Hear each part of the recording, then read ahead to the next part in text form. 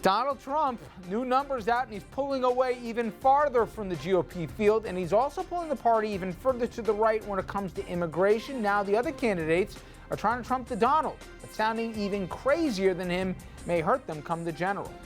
Central tunnels under the Hudson causing delays nearly every day for thousands of commuters, and it's getting worse. Federal government's trying to fix it, but the question is, can we get it done on the state levels? Will governors like Christie and Cuomo, for that matter, go along to get along? Also, we spoke with former Yonkers Mayor Angelo Martinelli about the housing desegregation battle that's the subject of the new HBO miniseries and how he feels about Jim Belushi playing him in that program. Good evening, everybody, and welcome to RFL. I'm Richard French. Thank you so much for joining us. And tonight, we start with the subject seemingly has been the headline for the better part of August here, the Donald. A brand new poll is out confirming what a lot of people thought. Donald Trump extending his lead and seemingly in the process sucking all the air out of the establishment guys like Jeb Bush and Scott Walker. And Trump's immigration plan, which is really a massive deportation plan, it's getting a ton of attention. Here's a part of it. Trump builds walls, I build walls.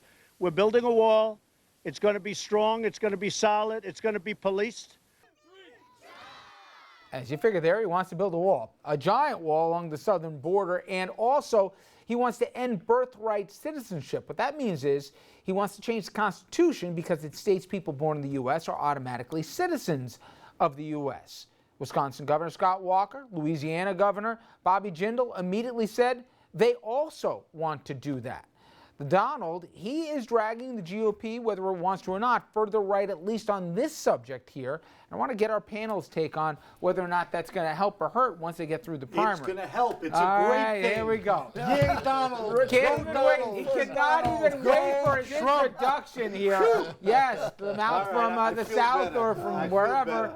Former Democratic New York State Assemblyman, now senior fellow at Demos, professor at NYU, Richard Brodsky. To his left, only in name only, Dominic Carter, political journalist and author. And to my right, yes, is Ed Cox, chairman of the New York Republican State Committee. Ed, I ask you, and I saw after the debate, you thought the Donald's comments specifically about Megyn Kelly and specifically also about his refusal to take a pledge that he would support the eventual nominee of the Republican Party in the general election would sink his candidacy.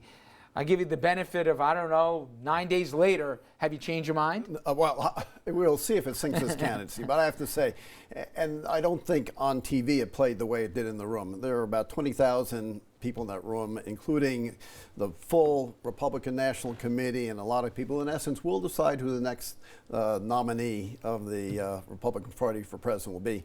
And when he came out, there was a universal loud boo that was sustained. And Richard St. Paul was there with you. He echoed those same sentiments. But what does it tell you that while the room, and I believe that's a fair representation of what you said the reaction was to it, felt one way, that while the establishment's down on Trump and thinks this is a giant distraction, every poll we've done, whether what he said about immigrants, whether what he said about women, what he said about, refusal to take the pledge, and I can go on, the poll numbers keep going up and up, and at the expense of Bush and Walker and the seemingly establishment guys. Forget the polls now; they don't count for anything. We've got 7 months before the first caucuses in Iowa. Okay, but what about the polls in New Hampshire and Iowa? Because they're saying the as same Richard thing. will tell you well, a week is eternity in politics. Listen, so we got a long way to go before we get there. I'm with you, and I keep telling Dominic he's crazy that he thinks that the Donald has staying power.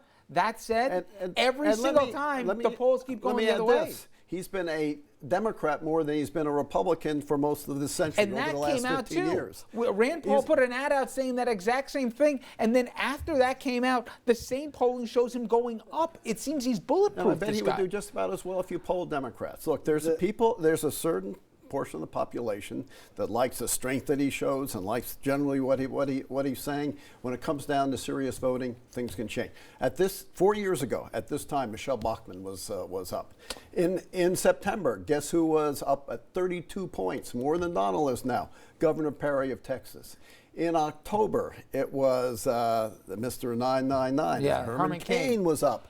In December, it was Newt Gingrich who was up. You're 100% right. And then Gingrich came back right. and finally I happen to be agreeing with you. However, doesn't this feel, guys, a little different in that everything the chairman said is right. There was a flavor of the month to these guys. They came and went.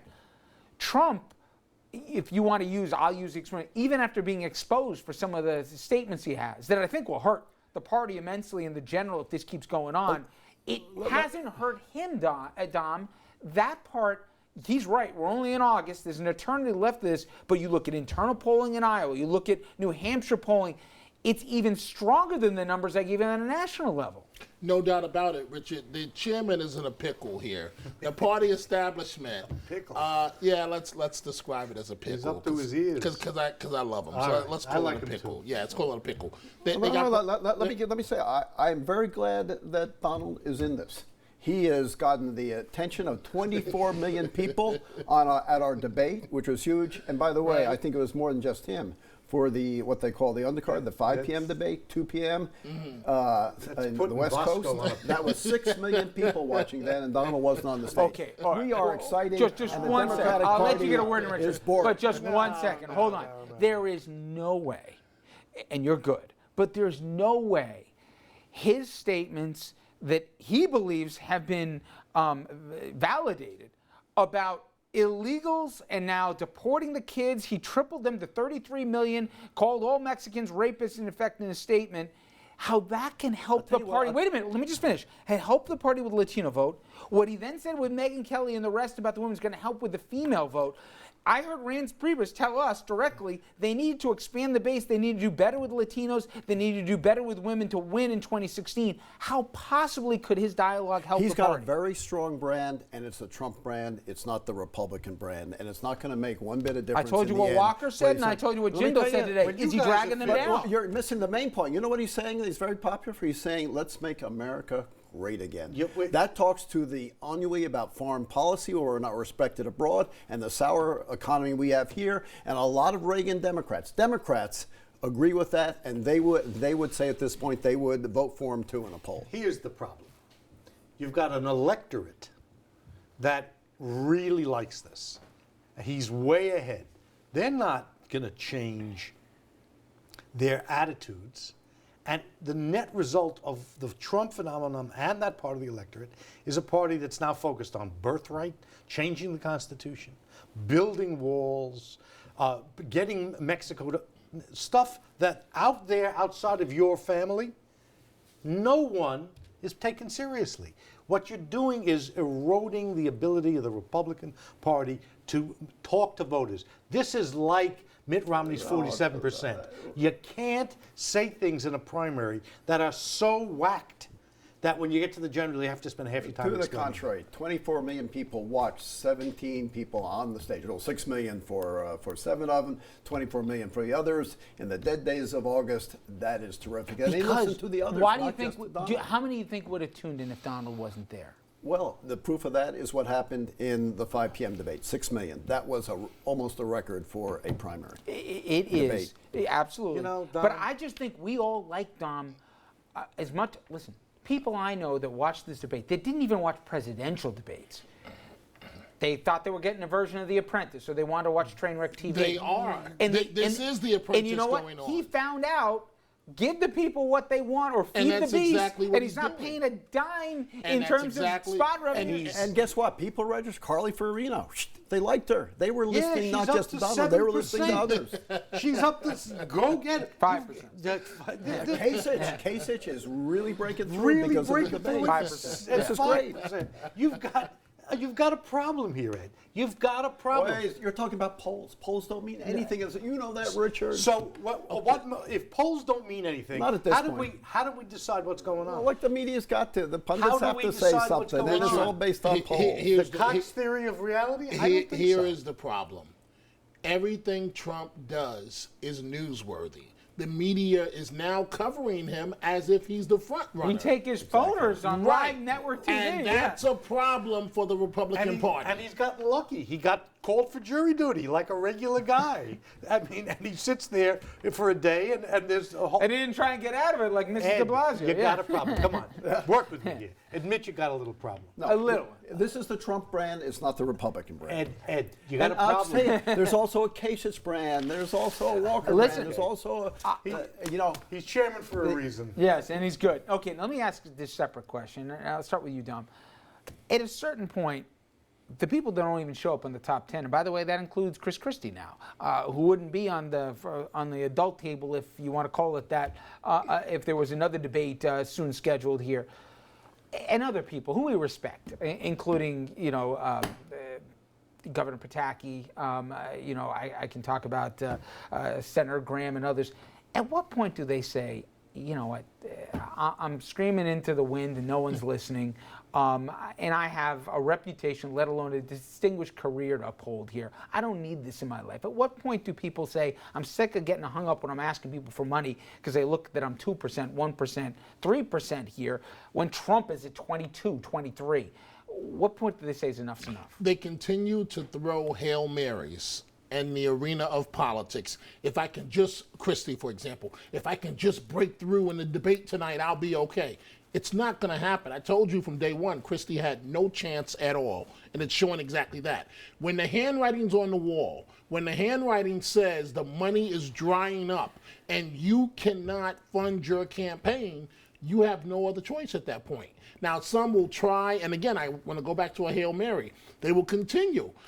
Rick Perry was basically doing a Hail Mary at the earlier first debate in Cleveland. When the handwriting is on the wall that the money's gone and the Republican or the Democratic folks don't believe in you anymore, it's time to deal with reality, and the race is over. Yeah, Dominic, you're absolutely right. But each one has his or her own strategy.